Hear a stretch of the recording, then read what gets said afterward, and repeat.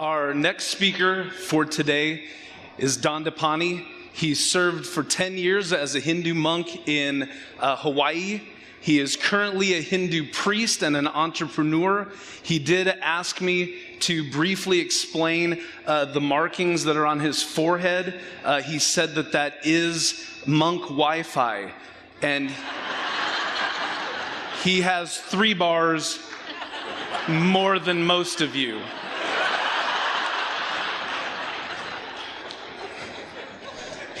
He will be speaking to us today about how to apply some spiritual tools to our personal lives and to our businesses. As accountants, I know that you think spiritual tools must mean some sort of presentation on intangible assets. Not true. Not true. Just very quickly.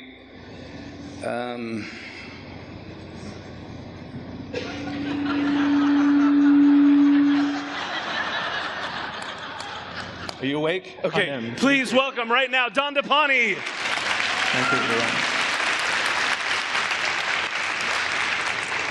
Well, good morning, everyone. It's such an honor and absolute pleasure for me to be here today. Firstly, thank you, Zero, for inviting me to speak at ZeroCon. It tells me a lot about a company that wants to invite a former Hindu monk and a Hindu priest to come and speak about the mind, focus, and energy. It tells a lot about the company and where they're going and how well they'll do for being so open-minded. So good for you, Zero, for doing that. And thank you to all of you for coming here today. What a wonderful turnout. So today's talk is about how we can go about living more conscious lives, be more conscious about the lives that we lead, and also about how we can be wise about managing and investing one of life's most precious resources, which is really our energy.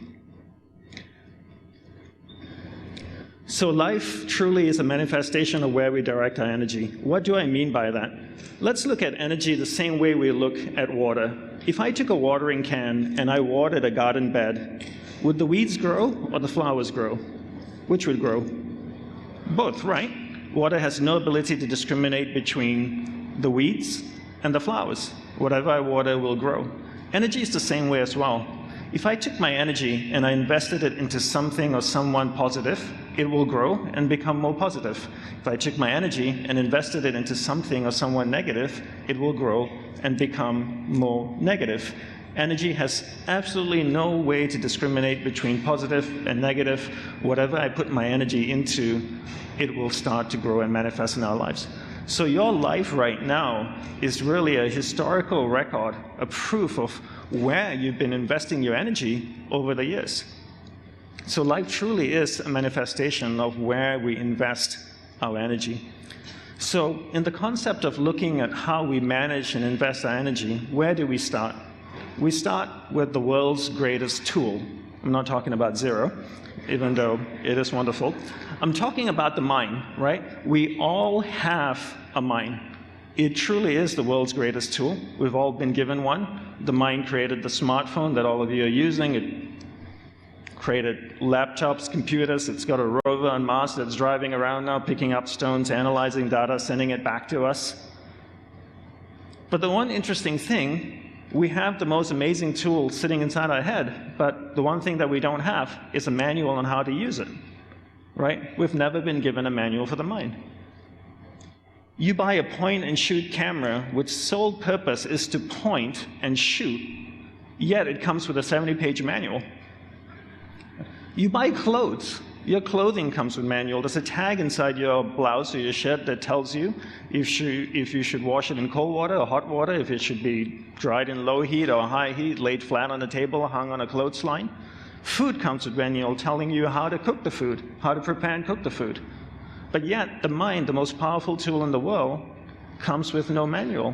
And we wonder why we struggle with our lives, because we don't know how to use it, and we've never been taught how to use it.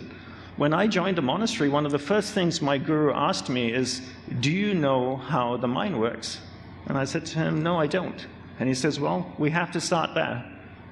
Because it's impossible for you to create and manifest what you want in life if you don't even know what you're working with. Imagine subscribing to Zero and yet having no idea how Zero works. what would you be able to create with it? Not very much, right? You have to understand the software. So today we're going to start by understanding how the mind works, right?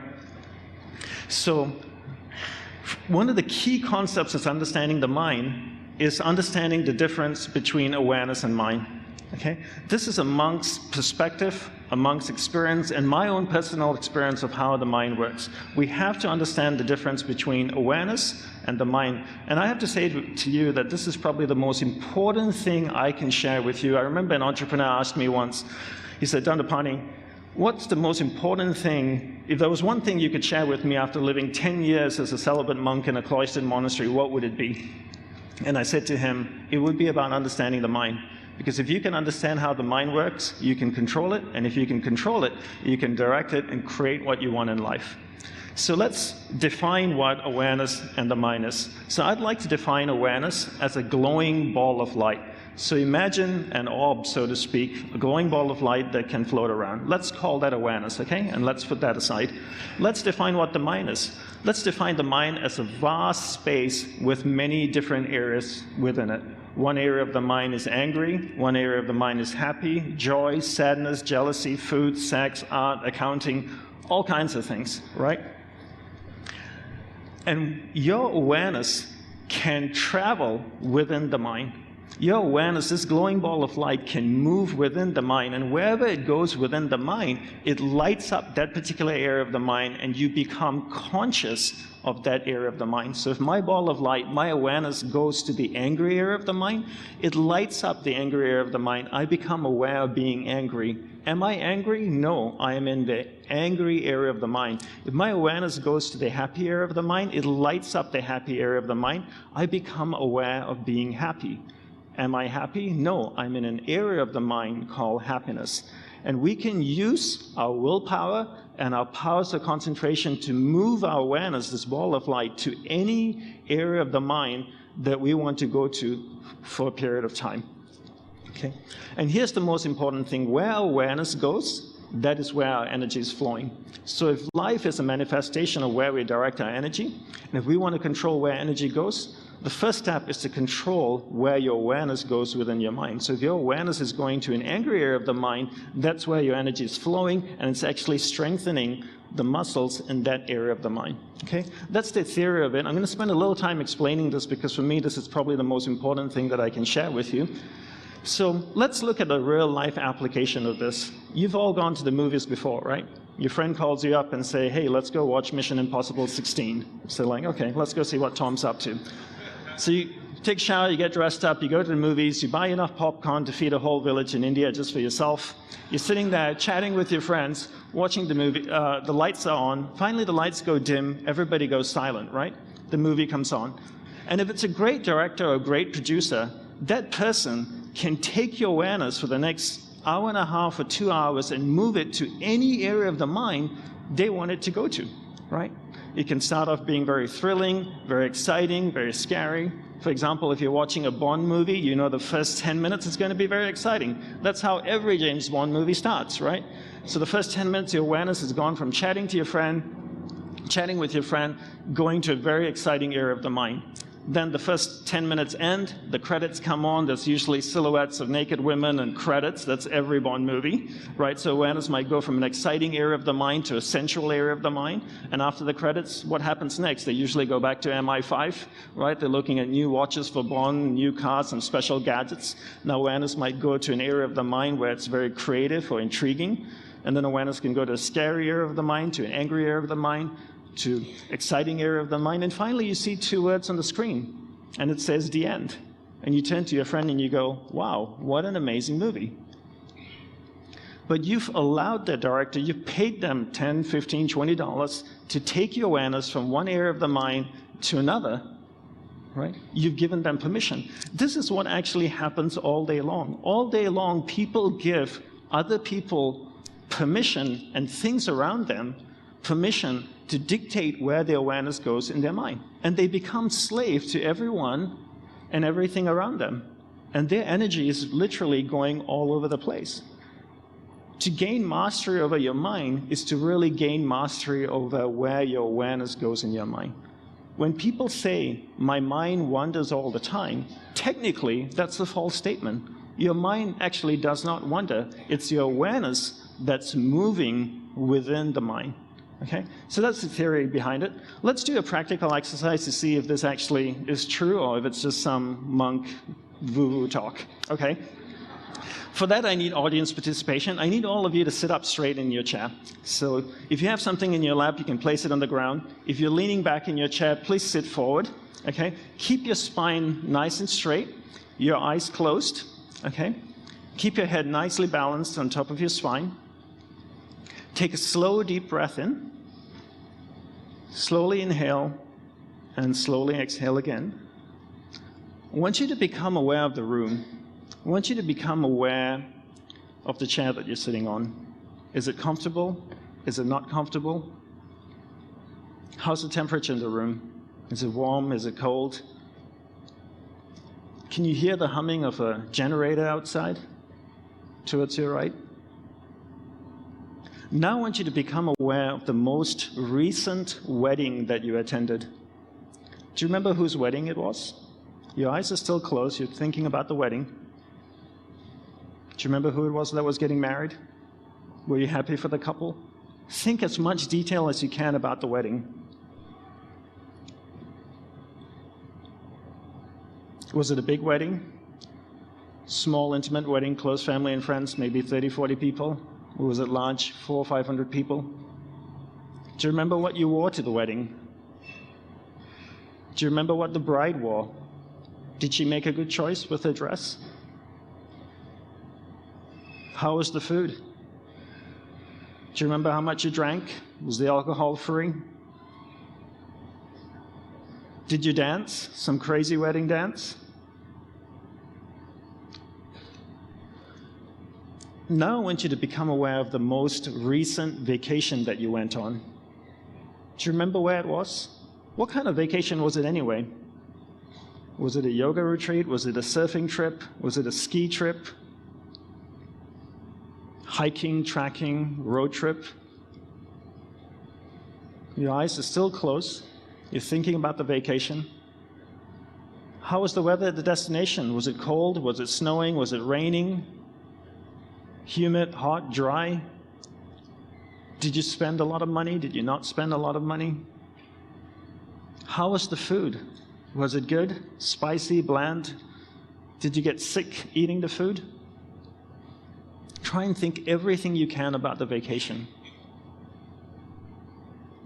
Now I want you to become aware of the room again. Your eyes are still closed. Become aware of the chair that you're sitting on. Become aware of your spine. Are you hunching? Are you sitting up straight?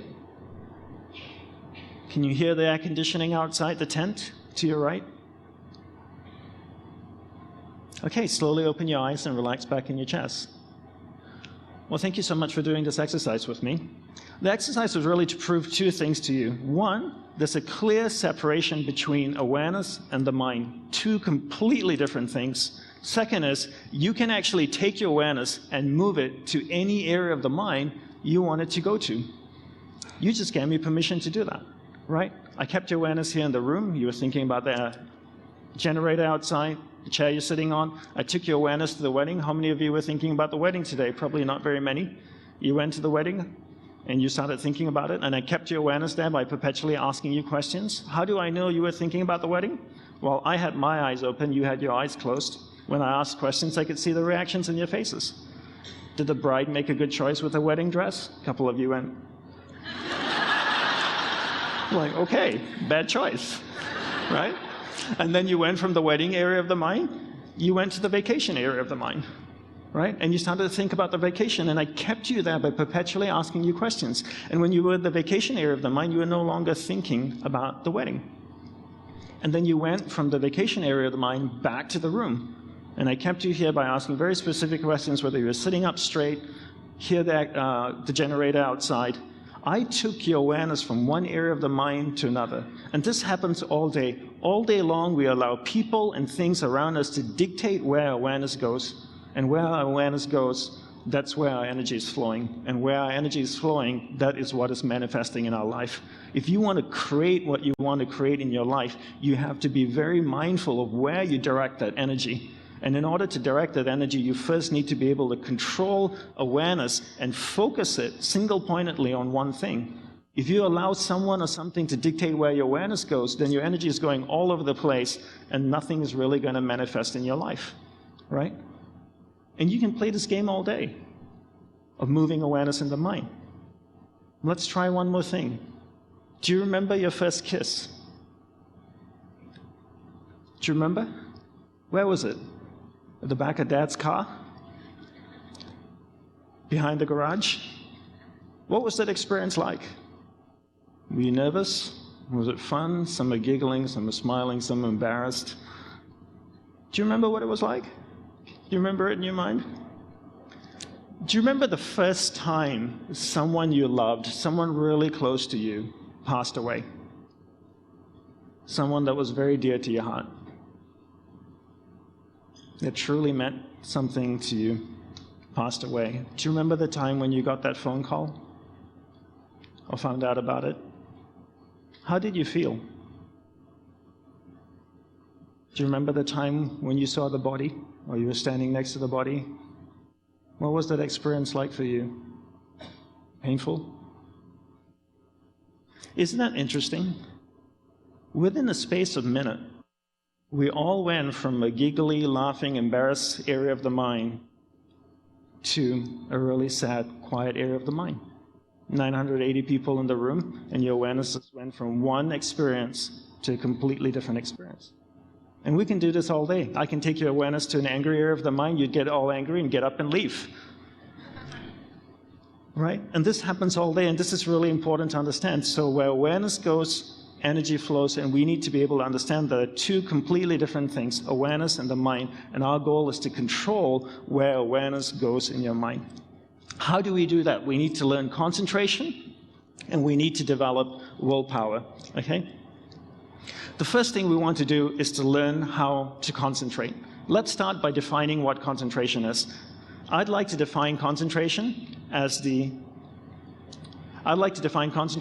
ability to keep your awareness, that ball of light, on one thing for an extended period of time. So if I can keep my awareness on you without it drifting somewhere else, I'm concentrating. And if it starts to drift away, I'm being distracted, then I use my willpower and bring my awareness back to you. It's in my humble opinion that people can't concentrate for two reasons. One is that they've never been taught to concentrate. Two is they never practice concentration. How many of you here, growing up in school, had formal classes every day, the same way you had classes on English and math and science every day, week after week, month after month, have classes on concentration? It's so amazing. I travel all around the world and ask this question. Nobody puts their hand up. How many of you here, when you were growing up, were told to concentrate? How many of you have kids? How many of you tell your kids to concentrate? Isn't that interesting? People tell you to concentrate, but they don't teach you how to do it. I got told to concentrate all the time when I was growing up. Dandapani, concentrate on your homework. Dandapani, concentrate on eating your food. Anybody want to show me how to do it? No. So if you don't teach someone how to concentrate, and they don't practice concentration, how would they be good at it? People are good at distraction because they practice it all day. You become good at whatever it is you practice. And if you don't learn concentration and you don't practice it, you'll never be good at it. Even kids. If you have kids and your kids can't concentrate, you need to ask yourself a question first. Have I actually taught my child how to concentrate? Imagine handing them zero and asking them to use it. Well, you train them how to use the software first, right? Before you can expect them to use it well. So if you haven't taught them how to concentrate, how can you expect them to concentrate? They naturally would be distracted because that's what they practice all day, and you become good at whatever it is you practice. Right. Concentration has many, many benefits. One is that it creates a deeper relationship with people, and it's also one of the highest forms of love and respect, to give someone your undivided attention. Another benefit of concentration is the power of observation. In monk language, we call it the mountaintop perspective. If I go to the gym and I lift weights every day, I'll gain muscle, right? It's a natural byproduct of lifting weights. If I concentrate every day, a natural byproduct of that is the power of observation. What is the power of observation? You could almost say that your awareness is so high up in your mind, it gets to see the big picture. How many of you have ever seen a live soccer game on TV with friends? Probably quite a few of you. Okay. So you're sitting there watching the game, the guy's running down the field with a soccer ball, and everybody in the room saying, pass it to him, pass it to him. And he passes it to somebody completely different. What's the reaction in the room? Oh, right? You idiot. How much is the idiot getting paid? About $40 million a year, maybe before endorsements? So why is he the idiot and you're the genius all of a sudden? Because you're watching the game from the camera on top of the stadium, right? You get to see the big picture and therefore are able to make a better decision. That really is the power of observation. And the power of observation comes as a byproduct of prolonged states of concentration.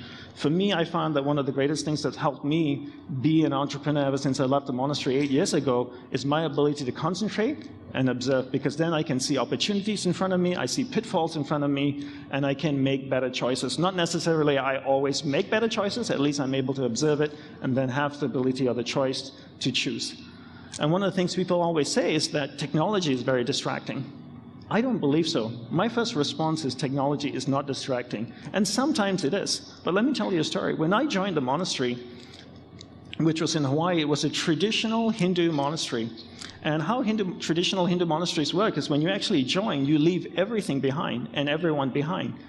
I only spoke to my parents twice a year on the phone. There was no email or written communication with them. I never spoke to any of my friends or relatives again. I literally had to give away everything and everyone. Like, I couldn't have money in the bank account just in case monk life didn't work out. I had something to return to. And I went to the monastery with nothing. And when you join the monastery, you get 2 sets of robes, a set of beads, earrings, and a MacBook Pro. All right? Yes, I did say a Mac. Every monk is given a Mac, and when iPhones came out, every monk had an iPhone. Right? And we use technology to put our teachings online, right, and share it. And it's always interesting to me to hear people's reactions when they hear about monks and Macs. I remember this lady came to the monastery once, and she asked me a question, and I said, why don't you send me an email, and I'll send you back a response that my guru wrote, which I feel would be very insightful for you. And she looked at me kind of strangely and went, is it okay for monks to use email? And I said, of course it's okay for monks to use email, as long as there are no attachments. Oh, monk joke, sorry. I had to throw that in, okay. So, we believe in using technology, but the way we use technology is that we decided that we would use technology and not allow technology to use us, and that's really the big difference. So technology itself is extremely positive, and I'm a big technology user, but who's controlling where your awareness is going? Is the technology controlling it, or am I controlling it? And that's really the big thing. Right? So how do we concentrate? We practice concentration by doing one thing at a time and integrating this practice into our everyday life. How many of you here have a spouse or partner that you live with? So quite a few of you. What a great opportunity to practice concentration. Every time you speak with your partner or your spouse, give them your undivided attention. Keep your awareness of them. If it drifts away, gently and lovingly bring it back. It drifts away again, gently and lovingly bring it back. The more you practice this throughout the day, the better you become at concentrating. If you have employees, every time you speak with an employee or a team member from your company or your business, give them your undivided attention. Every time you drive, give the road your undivided attention. How many of you have been in a car before, driving somewhere, and the next thing you know, you're there? Do you drive the Night Rider car? How did you get there? Isn't it scary? You're in a metal box going at 110 kilometers an hour down the freeway, and you have no idea who's in charge. What a great opportunity to practice concentration. I integrate the practice of doing one thing at a time throughout the entire day, so that way I can practice concentration throughout the day. The more I practice concentration, the better I become, the more efficient my life is, the more things I actually get done in a day. Multitasking is a myth. The mind cannot actually do 2 things at one time. What's actually happening is your awareness is jumping from one thing to another so quickly, it gives you a false sense that you're actually doing 2 things at one time. So your homework today, and this is, I'm not here to entertain you today, I'm here to hopefully share something with you.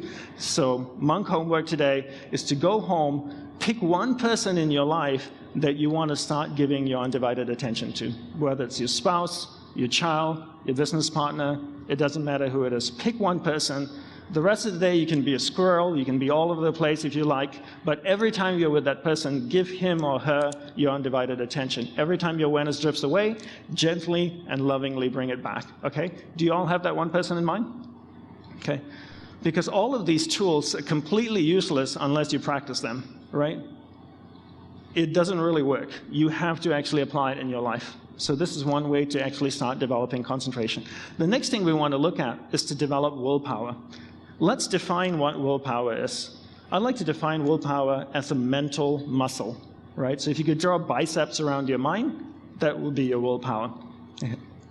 And willpower can be developed. We're all born with varying levels of willpower. Some people have a lot of willpower. Some people don't have very much willpower. But what people don't realize is that you actually can develop more willpower the same way you can actually build muscle.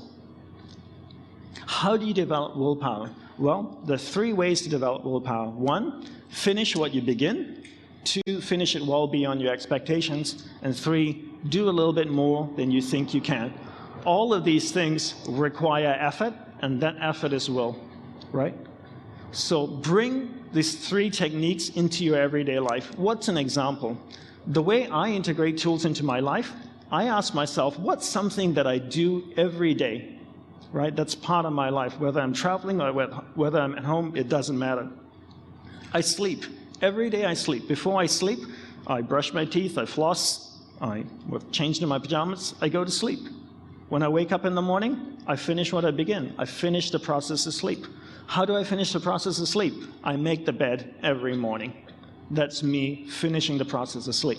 And it's not really about making the bed. It's about finishing what you begin so that you can develop willpower, which is a mental muscle, so that every time your awareness drifts away somewhere you don't want it to go, you can actually use that mental muscle and bring awareness back and keep it focused on what you want it to be focused on. So that's where energy will be flowing, and that's where things will be manifesting in your life. That's why you develop willpower, not to make your bed every morning, but making your bed every morning is a way to develop willpower. How many people in this room do not make their bed in the morning? What a great opportunity to develop willpower tomorrow, huh? Tomorrow you can make your bed like the 4 seasons, right? What a great opportunity. Make your bed in the morning. Finish what you begin, finish it well beyond your expectations, and do a little bit more than you think you're able to do. You have time to make breakfast in the morning, you have time to eat breakfast, you have time to wash the breakfast dishes. Okay? Very simple. Just bring it into your practice. Bring it into everything that you do.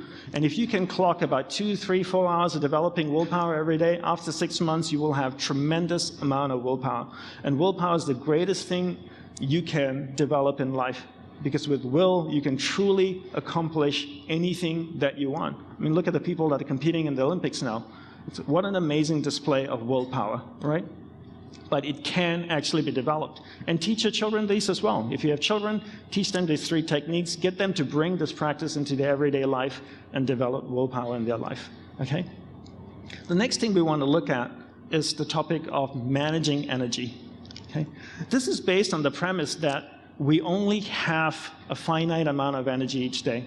But let's define first what managing energy is. So for me, the whole art of managing energy is about being conscious of where we direct awareness, because where awareness goes, thank you very much, where awareness goes, energy flows. Thank you very much. The rest of you, I hope you're listening. Okay. So the whole goal is to direct energy in a proportionate way to all the people and things in life that truly matter to us. We only have so much energy each day. And throughout the day, we invest our energy into people and things till we run out of energy. And that's usually around 10:30 or 11 or 11:30 at night. We have no more energy left. We're exhausted. We go to sleep. We replenish ourselves, depending on how well we sleep. And the next day, we go out and we invest our energy again into people and things. But the one thing we never do is we never evaluate who and what we're investing our energy in, right? I always tell people to treat energy the same way you treat money. Both are finite resources that need to be wisely managed, reallocated, and invested. If I said to all of you, I'm starting a new business, and if I got $2,000 or even $200 from everyone in this room here, I'd raise enough money to begin my business. How many of you would just give me $2,000? You wouldn't. You'd ask me questions. You want to know what's your business plan? What are you going to do with my money? What's the return on my investment, right? Because it's a finite resource. If you had a printer at home that was printing out $100 bills every second, would you give me $2,000? Sure, you say, here, take 4,000. But because money is a finite resource to you, you want to know where it's going. Energy is a finite resource as well. We all get exhausted at the end of the night. So why don't we ask the same questions we do when we give money? Ask someone, what are you going to do with my energy? And what's my return on this investment? What's your business plan with my energy? Are you going to waste it? Because if you have 100% of energy and you took 20% of energy and gave it to John or someone, right? That's 20% you could have invested into the people and things that you loved, right? Because you don't get it back. So you need to wisely allocate your energy, because wherever you're putting your energy is what's manifesting in your life. And what's the great impetus for managing energy in life? Why should we even do this? For me, the greatest impetus for managing energy in life is death. Death truly is the greatest impetus in life for me. It's a topic that a lot of people don't like to talk about because people don't really know very much about it.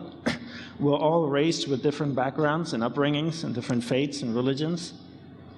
Some people say when you die, it's game over. Some people say when you die, you might go to heaven or hell. Some people say when you die, you get reincarnated. Some say you get reincarnated as a man or woman. Some say you can get reincarnated as a man, woman, even as an insect or an animal. But no one really quite knows, right? No one's died, gone to the other side, taken a selfie, come back, posted it on Instagram, go, look at me, here in heaven, #pearlygates, right? No, we don't know. We have our beliefs, and some of us hold strong to our beliefs, but we really don't know what happens at the point of that, so most of us don't like to think about it. So we live our lives like we're going to live forever. But the truth is, we don't live forever. You've never seen a 500-year-old man or a 1,000-year-old woman who have been evolving on this planet for about 1 million, 2 million years. We all die at some point. When you realize that life is finite, it's not short, and you see these cute little quotes on Instagram saying, life is short, be happy. I think that's wrong. Life is not short. Life is actually very, very long. But it's definitely finite. There's a definitive end to it for sure. When you realize that life is finite, you become clear of all of a sudden who and what's important in your life. If someone walked in here today, right now, and said that all of us only have 4 hours to live, how many of you would say for the rest of Zuricon? Wow, such loyal followers. You wouldn't, right? You'd leave, and you'd be very clear who and what you go do and who you'd go see. On your way home, would you stop at Starbucks to pick up a coffee? Probably not. If someone you didn't like called you, would you pick up the phone and talk to them?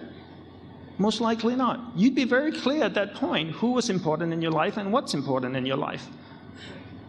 Shrink the time, you increase the focus. You increase the time, the focus just goes out the window, right? If you want to be clear who and what's important in your life, just shrink the time down in your life and you become very clear right away who and what's important in your life, and that's who and what you need to invest your energy in, right? So in terms of energy management, let's look at who are the biggest energy consumers in the world. People and things are 2 of the biggest consumers of energy, and people and things also give you energy. But since the subject is vast and time is finite, let's just look at people and look at the people that consume our energy and how we can actually deal with these people. I call these people energy vampires, right? Have you ever had the experience of being with someone and spending 10 minutes with them and then walking away and going, oh my God, that was exhausting, right? That's an energy vampire. That's what vampires do. They bite you and they suck the life out of you, right? So, well, let's look at people. There are 3 types of people, and let's keep this simple, okay? Monk simple. So there is uplifting people, there is neutral people, and then there are non-uplifting people. Okay, let's define what they are. Uplifting person is someone you spend 10 minutes with, you walk away and you go like, wow, that was an amazing experience. I learned so much and I'm really inspired. uplifting. Neutral, I spend 10 minutes with them, I walk away and I go, still the same. Not uplifting is I spend 10 minutes with them, and then I walk away and I feel what I shared with you just now. Oh my God, that was horrible, that was exhausting. That's not uplifting. So you can say that person is an energy vampire, right? So how do you know if someone's an energy vampire? Well, we need to either judge or evaluate. What's the difference between judging and evaluating? Judging is this. I'm at a party in New York City, at a penthouse, there are 200 people in there. A guy walks in the front door wearing white shoes, a purple suit, cane, wearing a top hat. He's got a big chain with a clock hanging off his chest. I look at him from across the room and I go, he's a pimp drug dealer for sure. That's judging, right? I didn't even get to know him and I just judged. Evaluation is this. Evaluation is, if I had 50 meetings with John over a period of 2 years, 49 of them I walked away from and I went, oh my God, that was exhausting. It's safe for me to evaluate that John is an energy vampire, right? So for me, I prefer to evaluate than to judge. So once you've evaluated that someone's an energy vampire, what next? Well, there are two types of energy vampires. There are two types of energy vampires. One is a transient energy vampire, and one's an inherent energy vampire. What's a transient energy vampire? Someone who's going through a difficult time. Maybe Simon is really having a hard time because his dad is passing away or suffering the last 2-3 years. So he requires a lot more energy from you, and you give it to him. Why? Because you're a friend, and that's what we do, right? So for me, I have in my energy budget, I have 10% that's dedicated to charity, right? Which I give away freely, right? To people that I need. So 10% of the energy, sorry, do you want to fix the sound, or are we good? Okay, perfect, there we are. So transient energy vampire is someone who might be going through a hard time for a few years, but you know once they come out of it, they'll just default back to their uplifting self. Okay? An inherent energy vampire is someone who's been always an energy vampire for decades. This is who they've been their whole life. They haven't changed, and this is who they are, right? Like my aunt, for example. She's inherently an energy vampire, right? She's always been this way, so what do I do? How do you deal with an energy vampire? But before we go to how do we deal with an energy vampire, I have a question for you. How many of you have an inherent energy vampire in your life? That's an amazing amount. You know, most people keep cats and dogs as pets, but they don't keep vampires as pets. Like you have a little pet vampire in your life that sucks energy from you. And the question is why, right? For every joule of energy that they take from you, that's 1 joule less of energy you could have invested into the someone or something that you love, right? And this is the way you need to look at it. It's actually the highest form of selfless service. If you allow someone to take energy away from you and use it for negative purposes, then you're denying the people and things that truly matter in your life, that energy that you could have invested in them. So how do you treat energy vampires? We practice the art of being affectionately detached. It's a phrase that my guru coined, affectionate detachment, but always kind, gentle, sincere, and loving towards them. How does that translate to real life? So just say I've evaluated safely that John is inherently an energy vampire. I'm walking down the street in 5th Avenue. I see John walking towards me. What do? Do I cross the street? That's not so polite. So John and I meet. What happens when two people meet each other on the street? What do they say? Hi, how's it going, right? How are you? I don't ask how are you. You know why? Because I don't want to know. I'm in the monk business, right? When I ask someone, how are you? They tell me their whole life story and all their problems. I'm a walking confession booth. I had a friend that once said to me, Dandapani, you are an emotional toilet. I said, Michael, that's the best definition anyone's given me. He said, people flush their problems down you all the time. So if I know someone is inherently an energy vampire and I see them, I don't ask, how are you? Why? Because I don't want to know. So if he says hello, I say hello, good afternoon. He says, how are you, Dandapani? I say, I'm very well, thank you so much for asking. What a cold, windy day in San Francisco. That could be my response. Then I say to him, please excuse me, I have somewhere to go and something really important to do, which I do. My life is finite, and I'm very clear where I want to invest my energy, right? So I'm being sincere. And what do people say at the end of a conversation? Was nice meeting you? No, actually, it wasn't very nice meeting you. Hope to see you again? Not really. Let's have lunch? No. Why? Why do we say the things we don't mean, and why do we ask the questions that we don't want to hear the answers to? So, be sincere and say, have a lovely day. That's being sincere. To be affectionately detached is not to engage with someone you have considered or evaluated to be an inherent energy vampire. Right? You're kind, you're loving, you're gentle. You never ever want to harm somebody or hurt them, but you're just not engaging with them. Because as soon as you don't engage, you're not allowing your awareness to go there. And if your awareness doesn't go there, what's not flowing there? Your energy. And if your energy is not flowing there, that's not manifesting in your life. Energy is a finite resource, and we really have to be wise in how we direct it in our life to create what we want. Right? So what are one of the ways to protect yourselves from energy vampires? You place the burden of responsibility on them. What does that mean? For example, for me, people come up to me all the time and ask me for advice or insights, and I'm happy to share with them.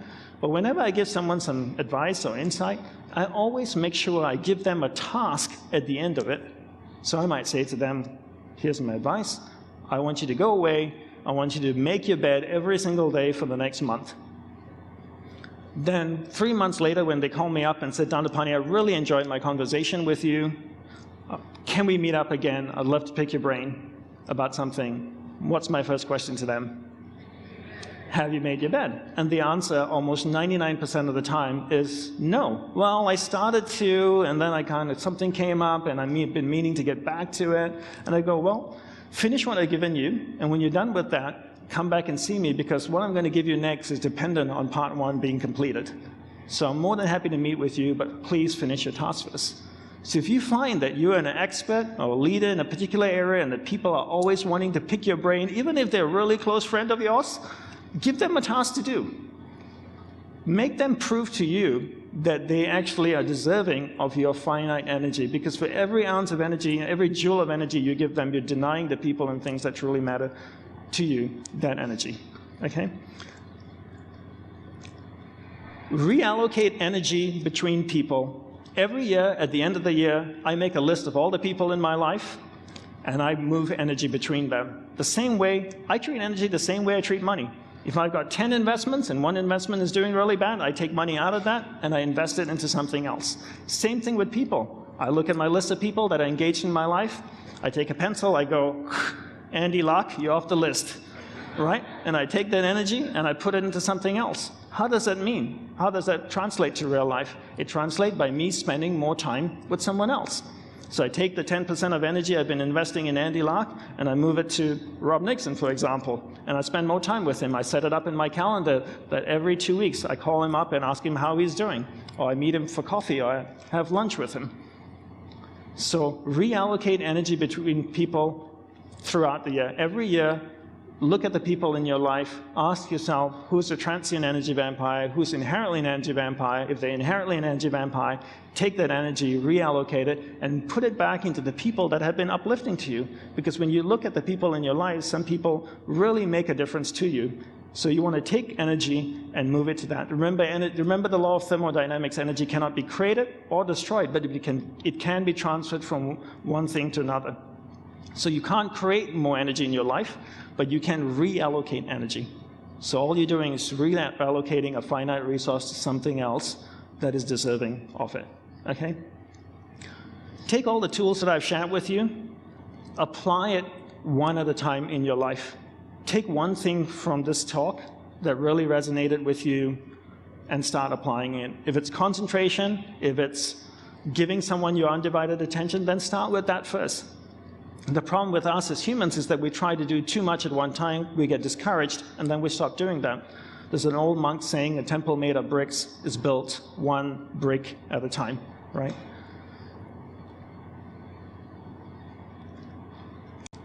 To know yourself is the greatest gift you can give yourself, truly. We all spend so much time with other people and other things in life, but we never invest any time in getting to know ourselves. If you love Xero, you might spend hours and hours truly understanding the product so you can offer it to your clients, use it for your business to benefit yourself. When someone wants to meet with you and catch up with you for coffee or drink, you'll make time for them. When was the last time you made time for yourself?